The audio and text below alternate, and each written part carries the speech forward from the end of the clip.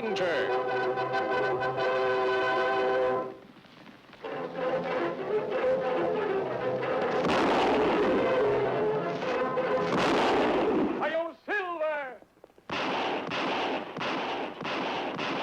A fiery horse with the speed of light, a cloud of dust, and a hearty Hi-Yo Silver, the Lone Ranger.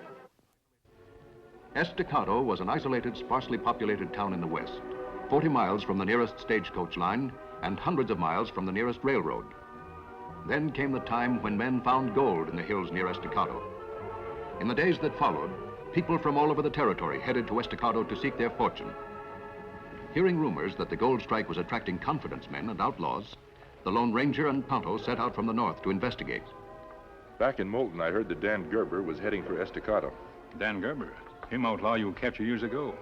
You think him planned something bad for Estacado? We'll find out. At that moment, Dan Gerber and his henchman, Cass Warren, were riding toward Estacado with a scheme all their own. Dan, I wish there was something I could do. Nothing anyone can do, except the hombre who shot my shooting arm a couple years ago. Would you recognize him if you saw him again? You bet I would. There's no one like him in the whole West. He's the Lone Ranger. I figure we're 8 or 10 hours ahead of anyone else. We'll have the papers for the stagecoach franchise signed, sealed in the safe before they get there. I don't like the idea of a sheriff handling them for us. Why not? Well, if anyone suspected I had any connection with you when I make my bid, I wouldn't have a chance. You stupid deadbeat. Why do you think I took you on? Well, I thought... Because I've got a record as long as your arm. And nobody ever heard of you. You're my front, Cass. Just my front. What about Django, the driver? Will anyone recognize him? I'll keep him out of your way. Thanks, Dad. You're a real gold man, aren't you, Cass? What do you mean? You've got a yellow stick running right through you. Oh, now, Dan. Where do I meet you after I've signed the papers? There's only one hotel in town. I'll be there. And don't worry. I'll get out of this coach before we hit the outskirts. Meanwhile, at the sheriff's office in Estacado, a young man and his bride were talking with Sheriff Ed Gillum. We want to settle here and grow with the town. Good. Maybe you'll open a cafe. Oh, goodness, no. We want to start a stage line, Sheriff. We heard you're the man who handles the franchise. That's right. Here. Sit down. Now, do you know anything about the business? Well, I know that as news of the gold spreads, the town will keep growing. People in freight will be coming in and out of here day and night. They'll have to travel by stagecoach, so Don and I thought if we could link up Estacado with the junction at Moulton. Yep, that's right. I've been wondering when some smart feller'd come in here with that idea. Well, has anyone applied for the franchise yet? When I had a chance to grab it a few years ago, there was nobody smart enough to take it. Said this town would be good for nothing but lizards and buzzards. Well, let's see. You know, the county supervisor invested a lot of power in me. Mainly, I reckon, because he thought I wouldn't have a chance to use it. But just the same, they left this book of law and regulations with me in case something like this came up. We're ready to abide by whatever the law says. Yeah, but the main thing is, can we apply? Of course. I don't see why not. That's wonderful. Now, hold on a minute. First of all, have you got a stagecoach and horses? Well, not yet, but the Stanley lines in Carson sold out to the railroad. Their coaches and horses are up for sale. We have enough money to buy a few of them. Well, the law says you only need one to start with. Wait a minute. But even if you had 100, I can't give you a franchise. Well, why not? Because I'm authorized to give the first qualified applicant a temporary permit to operate. If, at the end of 60 days, you've met all the requirements, then you'll be given the franchise. We'll meet them or bust. Now, wait a minute. There's a catch to it. Doggone it, they always put this stuff down at the bottom in fine print. Well, what is it? You have to send out the first coach on a regular scheduled run no later than 24 hours after signing the application. You mean if we sign now, we have to start tomorrow? That's right. No later than noon. Now, it'll take you 8 hours to get over to Carson and buy your coach. Maybe 5 to get back. It's awfully short, but we'll sign. I'm glad. So am I. You know, it pleased me to see a young couple like you take a chance on your future. Now, hold on a minute. See if I can find the forms for you to fill out. Well, tell me, Sheriff, why do they have these time limits on a stage line franchise? To protect people from varmints like Dan Gerber. Why, he started any number of stage lines, used poor equipment, had bad schedules, sold stock in these companies, and then closed up, staying within the law all the time. But no one would give him a franchise anymore, would they? No, but it's good to protect others from fellas like Gerber from starting all over again. Howdy, mister. How do you do? I understand you're in charge of the stagecoach franchise for Estacado. That's right. I'll be with you in just a minute. Sheriff, I'm in a hurry. I want to make sure that my stage line application's the first one. Now, here are 2 copies, Don. Fill them both out and sign your name at the bottom. Both you and your wife. Thanks, Sheriff. Are those for the stage line franchise? That's right, mister. And if you came in here to be first, I'm afraid you're a mite too late. But that's How could they have I'll be glad to show you how it works. A few hours later, a scowling Cass Warren entered Dan Gerber's room at the Estacado Hotel. Well? We were too late, Dan. Too late. Somebody else filed an application, got a temporary permit just as I got there. Why, they're dirty. Who was it? A local fellow, Don Wyman. Never heard of him. What's this stuff about a permit? Well, the sheriff says that's the way they're running things now. You sign an application, you have to do things in a certain time, or the franchise doesn't come through. They're getting smart, aren't they? How many coaches does this Wyman have? None right now. He's going to buy some of the Stanley Line coaches in Carson. I see. And when does he start operating from here? Well, if he doesn't start by noon tomorrow, his application is void. In that case, he'll have to be leaving for Carson right away. But what can we do? See that he never gets anywhere near Carson. You mean you'd kill him? No. You will, you and Django. No, wait a minute, Dan. I'm no murderer. I never killed a man in my life. I know. That's why you're going to kill one now. No, Dan. Not me. Why do we have to kill him? There must be some other way of getting rid of him. Sure, there's lots of ways, only we haven't got the time to take them. Why, if anyone suspected that I had anything...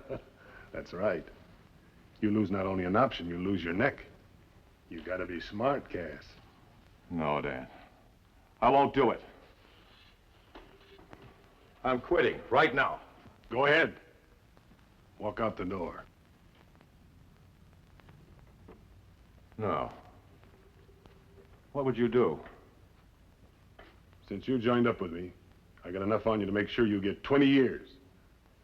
You walk out that door and I'll see that you get it. Now, wait a minute, Dan. Let's talk this thing. I'll do the talking. I don't trust a man that's yellow.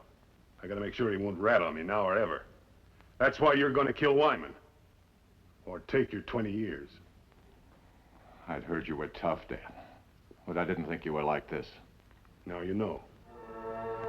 A short time later, in the Badlands outside of Estacado, Don Wyman raced along at top speed toward the trading center of Carson. Meanwhile, Cass Warren and Django sped along a side trail that joined the main road not far away. When they reached the main road, they stopped. There he is, coming around that far bend. I see him. We're just in time. Come on.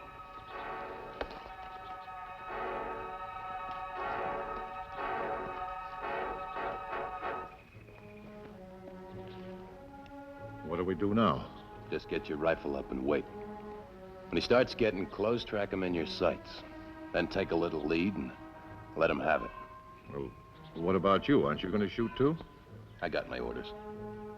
You can't even see the road from there. I don't have to. I'm just going to make sure you don't miss. What if I do? I won't, Cass. I never miss. You mean if I don't get Wyman, Dan told you to shoot me? That's right.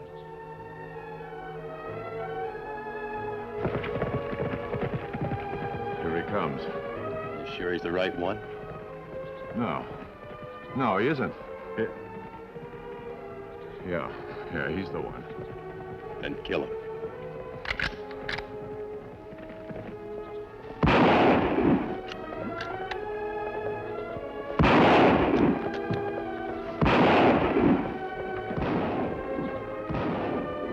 Did you hear that, Tonto? Shots come from that direction, Kemo Sabe.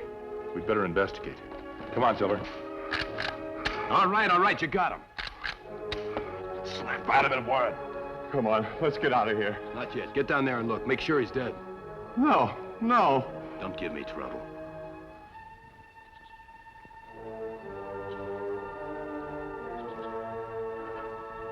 Is he dead?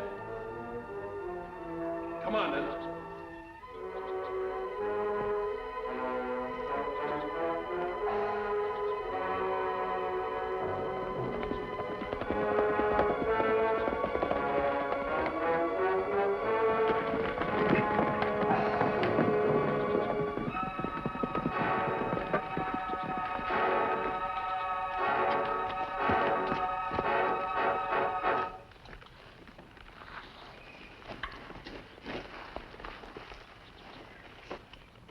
He's still alive, Tonto. Bring the bandages from the saddlebag.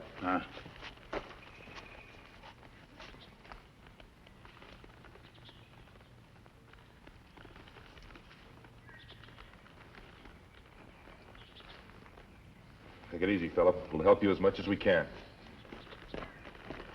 Him hurt bad, Kemo Sabe? I don't think so. He took a bullet in the shoulder. And me here, 6 shots. I did too. They couldn't have come from this man. He isn't carrying a gun. Whoever shot at him missed with the others. And plenty places to hide up there. Yes, whoever shot him is probably gone by now. It would be impossible to track him in that rocky ground. You're wearing a mask. I'll explain about that later. Right now, we've got to get you to a doctor. The nearest one is at Estacado. You've lost a lot of blood. Do you think you can stay in my saddle long enough to get back there? I'll try. Thanks.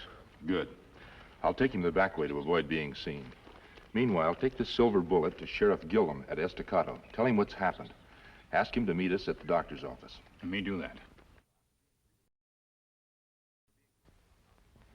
After being treated at the doctor's office in Estacado, Don Wyman was asked a few questions by the Lone Ranger and Sheriff Gillum, but he was unable to shed any light on the identity of the man who shot him.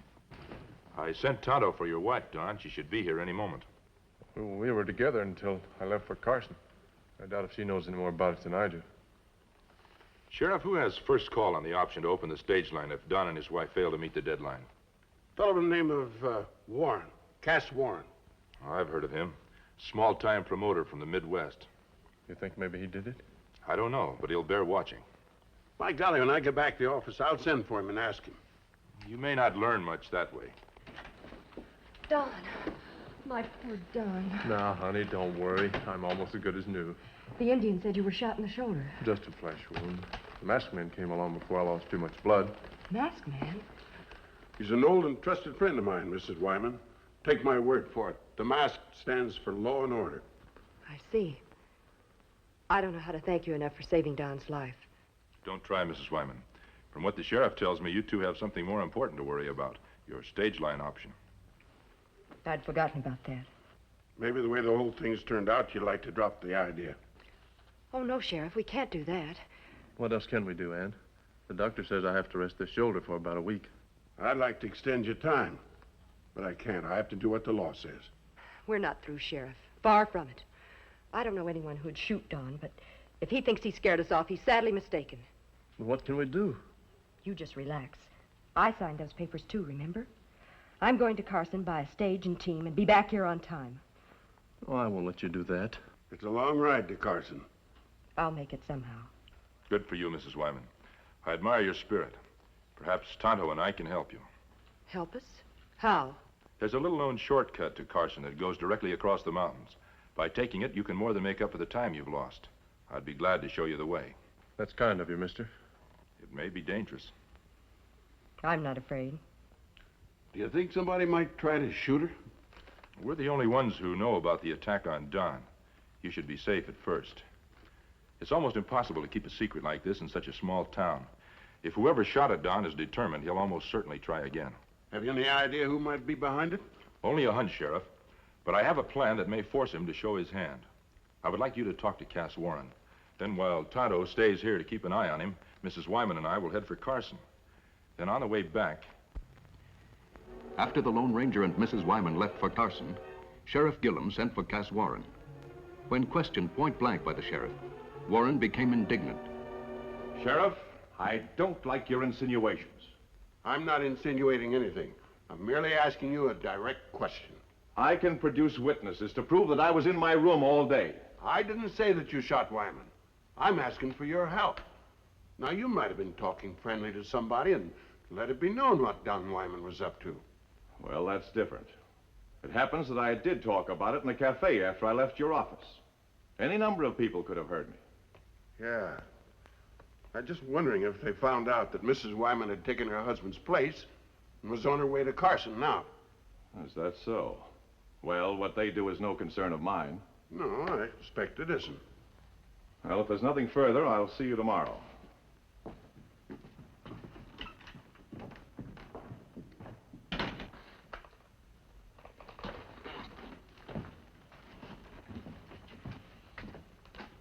That's him. Me watch him close, Sheriff.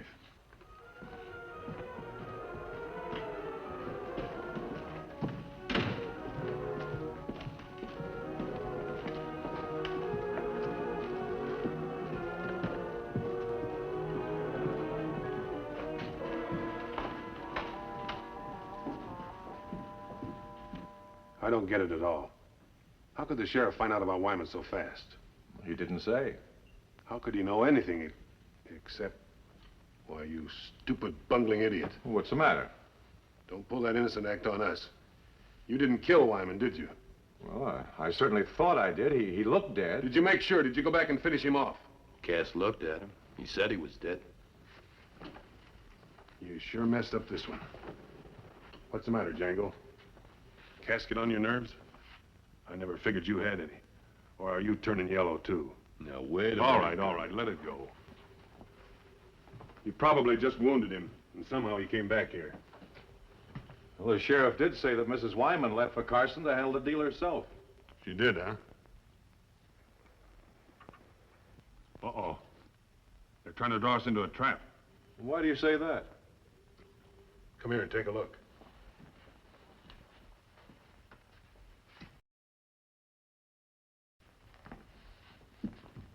Look down there in front of the cafe. By those packing boxes. You see that Indian? What about him? Take a good look.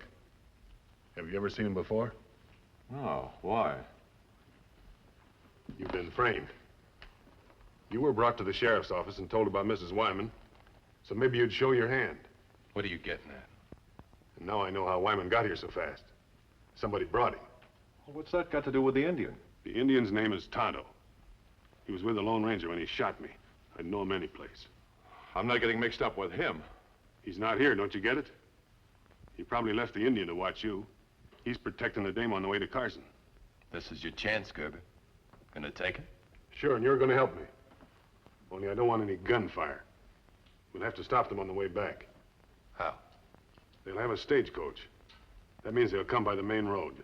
I know a place where there's a big boulder on the edge of the canyon above the road. A charge of blasting powder will bring it down.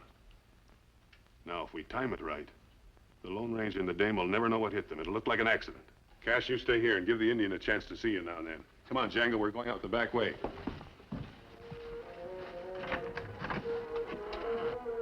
That night, the Lone Ranger and Ann Wyman arrived in Carson.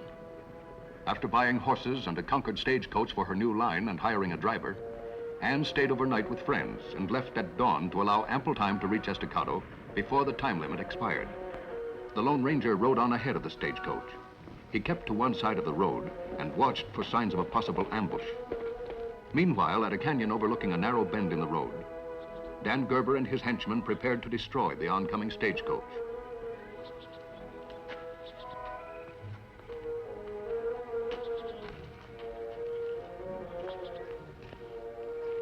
All set, boss. We'll light the fuse and get behind those rocks over there. Good. Here comes the stage now. And I see she's hired herself a driver, and the dame's inside. Where's the masked man? He's probably not far away. He'll come run when he hears the explosion, then let him have it. Right. Coming closer. I'm going back with the horses to keep him from breaking away when that explosion goes off.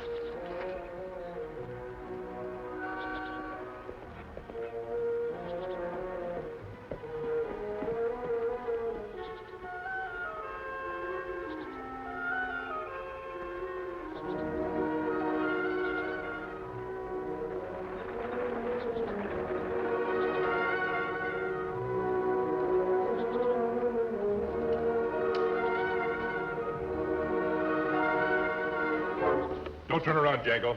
Stand up and drop your gun. I didn't expect you so soon. Hurry up. Drop it, I said. Or get away from that fuse.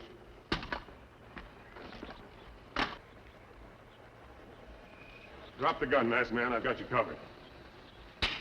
Drop the other one. Now back up against that rock. But Mrs. Wyman is in that stagecoach. She's done nothing to deserve this. She's in the way, and so are you.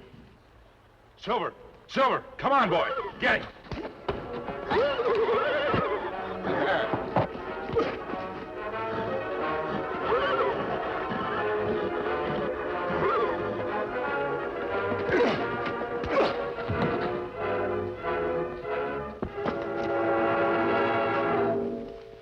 Gerber, I'm turning you and Django over to the law for attempted murder.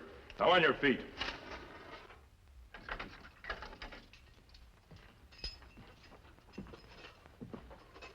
Mrs. Wyman, your driver has just 10 minutes to start the first stage run to Carson. We're ready, Sheriff. We've already signed up 2 paying passengers. Thanks to you, mister, and your Indian friend. When Tonto saw your stagecoach coming, he rounded up Cass Warren. Warren broke down and told everything. We got enough evidence on these men to send them up for 20 years. I didn't realize what you'd done until I came here and heard them quarreling among themselves. You risked your life to save Ann's. I can never thank you enough. Don't try. It's thanks enough to rid the West of men like them. We'd better go, Tonto. Wish you could stick around, Estacado. Thanks, Sheriff, but we have other work to do. Oh, mister! Mister! Too late, Ann. He's already gone. He's gone, but he'll be back if he's needed. He's the kind of a man that's willing to help honest, ambitious people like yourselves get a start in the West. He's the Lone Ranger. Ho, Silver! Ho!